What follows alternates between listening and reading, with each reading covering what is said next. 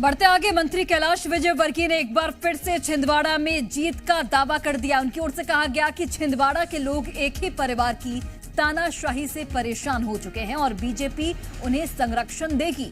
कैलाश विजयवर्गीय ने कहा कि लोगों को समझ में आ गया है कि विकास के लिए बीजेपी को जिताना होगा।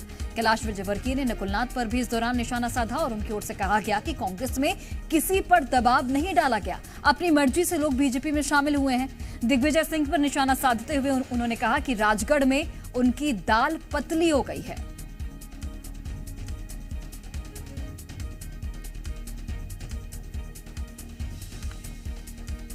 नहीं, किसी पे दबाव डाला। स्वयं अभी 12 सरपंच आए, खुद ही आए यहाँ पर। अभी 12 सरपंचों को सीएम ने गले में पुष्पमाला डाली उनके, तो स्वयं चल के आ रहे हैं। फ़ोन नंबर पता नहीं हमारा कैसे उनके पास है।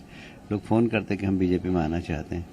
तो ये तो मोदी जी का कमाल है, मोदी जी के नेतृत्व का कमाल है, और जो विकास हो रहा है उसका कमाल है। हमारे डॉक्टर मोहन यादव जी जिस प्रकार प्रदेश में विकास कर रहे हैं, ये सब उसका कमाल है।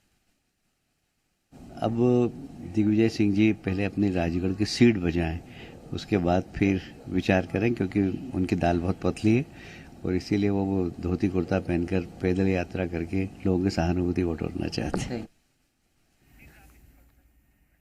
तो कैलाश विजयवर्गीय का कांग्रेस पर यह बड़ा हमला। बीजेपी में शामिल होने के लिए किसी पर दबाव नहीं बनाया गया, सभी अपनी मर्जी से, अपने स्वेच्छा से बीजेपी में शामिल हुए हैं। चूंकि लगातार बीजेपी पर कांग्रेस के नेताओं की ओर से आरोप लगाए जा रहे हैं कि बीजेपी बहला फुसलाकर कांग्रेस के नेताओं को अपने खेमे में कर रही है, उसे लेकर ये कैलाश विजयवर्गीय ने बड़ा बयान दे दिया है और ये साफ शब्दों में उनकी ओर से कहा गया कि बीजेपी में शामिल होने के लिए किसी पर दबाव नहीं बनाया गया, सभी लोग अपनी मर्जी से शामिल हुए हैं। इसके साथ ही उन्होंने छिंदवाड़ा में बीजेपी की जीत का दावा किया है।